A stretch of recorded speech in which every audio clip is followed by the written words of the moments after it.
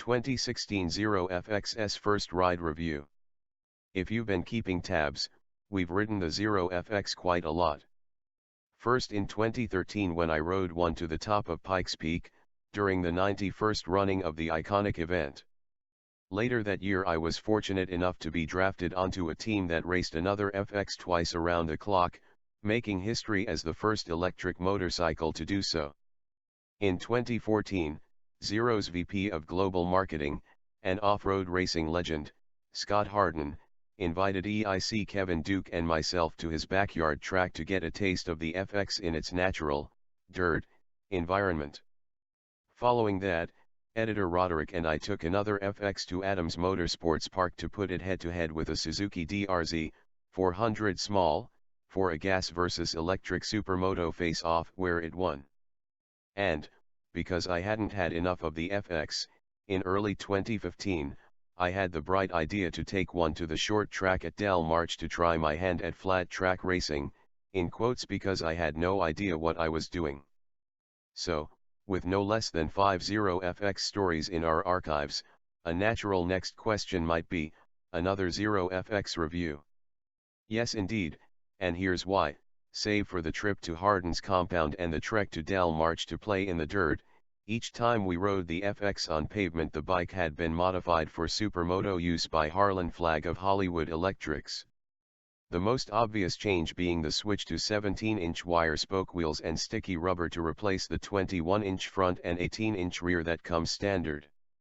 At around $3,000, Flagg's top-of-the-line sumo kit for the FX transforms the bike into an immensely entertaining kart track or backroad bomber, but it's a hefty price to pay on top of the $10,990 for the bike itself, $9,890 after a $1,100 federal tax credit. Fitting 17-inch wheels and sticky Pirelli rubber on an FX chassis to create the 2016 Zero FXS is an idea we're surprised Zero didn't come up with long ago. Give them what they want. For 2016, Zero dug into its own parts bin of 17-inch wheels from the S and SR models to offer the FX in supermoto trim direct from the factory. The result is the 2016 Zero FXS. In addition to the wheels, 110/70, 17 front and 140/70, 17 rear Pirelli Diablo Rosso 2 tires are also fitted, the same rubber used on the SR. The S platform also donates its bigger brakes to the FXS, the 320mm disc replacing the 240mm disc on the FX. A J1 twin-piston caliper bites down on the disc, supported by steel braided lines and switchable Bosch ABS. Zero's partnership with Showa sees a 41mm fork working in conjunction with a single shock. Both units are fully adjustable, but damping is adjusted slightly from the units on the FX to better suit road duties. Front suspension travel is 7.0 in. Rear 8.94 in. Zero's TJ gear in the process of removing the retaining bar for the swappable batteries. The premise for the removable batteries was inspired by Zero's military contracts, which stipulated that the motorcycle had to be able to go from zero to full charge in 60 seconds or less. There was no way Zero's existing batteries and charging systems could achieve this, so the solution was to simply make the batteries removable and replaceable. Zero's TJ gear in the process of removing the retaining bar for the swappable batteries. The premise for the removable batteries was inspired by Zero's military contracts, which stipulated that the motorcycle had to be able to go from zero to full charge in 60 seconds or less. There was no way Zero's existing batteries and charging systems could achieve this, so the solution was to simply make the batteries removable and replaceable. As for the electrics, both the FX and FXS see a 14% increase in capacity from their hot swappable batteries, the single battery rated at 3.3 kWh and the dual battery setup 6.5 kWh, 2.9 kWh and 5.7 kWh nominal, respectively. Zero's new Z-Force interior permanent magnet, IPM, motor is equipped on FXS models. Its ability to create less heat and to more efficiently dissipate heat is a big benefit to supermoto riders. Read the Zero DSR review here for more details on the IPM motor, or grab some popcorn and watch this video of Zero's Director of Powertrain Engineering, Ryan Bifford, give an in-depth explanation of his patent-pending creation. Meanwhile, the FX, no S, will retain the surface mount permanent magnet, SMPM, motor used previously. Power output doesn't change regardless of the motor, meaning 70 lb-ft of torque is on tap, as well as 44 HP, 27 HP with the single ZF 3.3 battery. Combined with a claimed curb weight of 293 pounds, the FXS has all the ingredients to upset sport bike riders in the canyons. Let's get crackin'.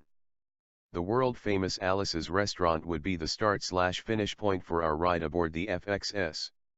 If you've never been to this popular moto hangout, it's nestled deep in the woods of Northern California, which means it's surrounded by wonderfully twisty ribbons of pavement in all directions. Zero devised a guided loop for the assembled journos to ride, with a pace that left nobody wishing for more. Overnight rains in the area meant the roads were less than ideal, and Zero personnel warned us repeatedly to be mindful of throttle application, as sport tires, damp roads and 70 lb-ft of torque were a potential recipe for a high side.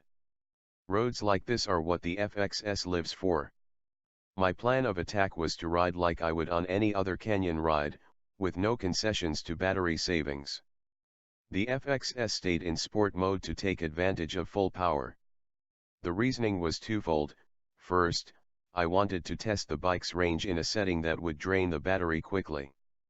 The second reason is inspired by the experience Roderick and I had during our gas versus electric comparison, where the FX would provide 2 thrilling laps before thermal cutback diluted the fun significantly. Basically, I wanted to try and overheat the new IPM motor to see how it would react. From the start, I was liberal with my e-throttle application, careful not to spin up the rear tire, but also demanding as much juice as possible. It's said over and over again, but the sheer acceleration of electrics is intoxicating, and the FXS is no exception.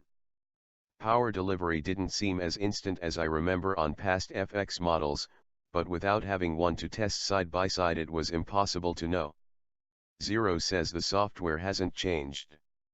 Still, acceleration is fierce, and if you time it right, goosing the throttle can point the front towards the sky.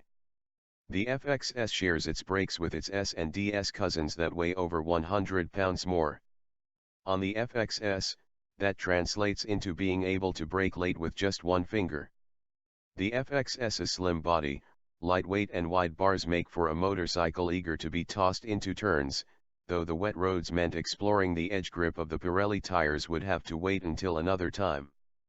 That said, the Diablo Rosso 2 rubber allowed for respectable lean angles considering the conditions. As with the DSR, some of the assembled journos weren't happy with the ABS, claiming it intervened too soon and got especially confused while braking over bumps. I personally was never able to activate the front ABS, except while squeezing the lever over rough patches of road. Depending on your riding style, applying the brakes earlier but with less force could be the answer. Either that or switching off the ABS entirely.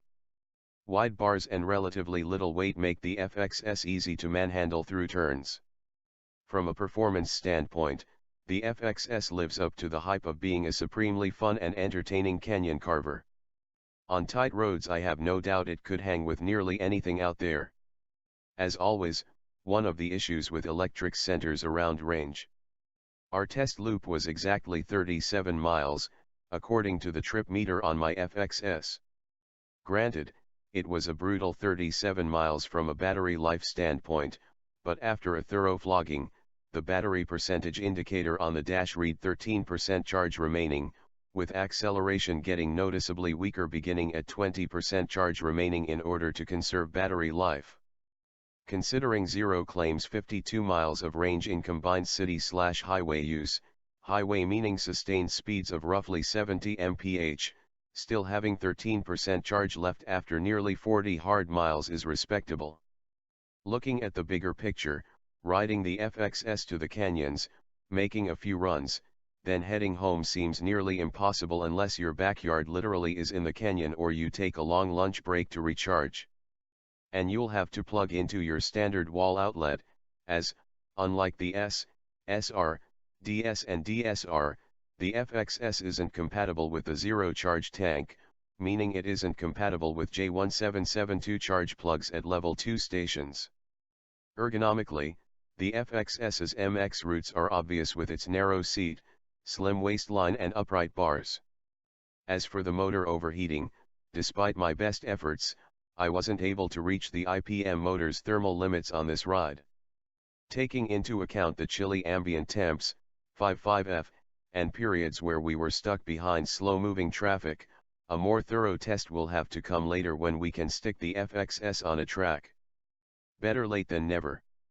As far as fun quotients go, the FXS on a tight road is a small slice of heaven. It's so easy to toss around and, as we experienced during our gas versus electric comparison, it can leave its internal combustion counterparts in the dust with a twist of the throttle. You'd never be able to ride your internal combustion trail bike on a city park walking trail without pissing off pedestrians. With the FXS, park walkers hardly give you a second look. Limited range, long charge times, and relatively high costs are an inherent downside to electrics, and the FX is no exception. Sure, you can spring for extra FX batteries at $2,852 a pop, or supplemental $599.99 quick chargers, but neither option is cost-effective or convenient. A federal tax credit of $1,100 helps bring the overall cost of the FXS down to $9,890, with further incentives available in select states. Ultimately, it's up to you to decide whether the FXS is worth it. If a thrill ride is what you're after and the above limitations don't deter you, then the 2016 Zero FXS is worth a look.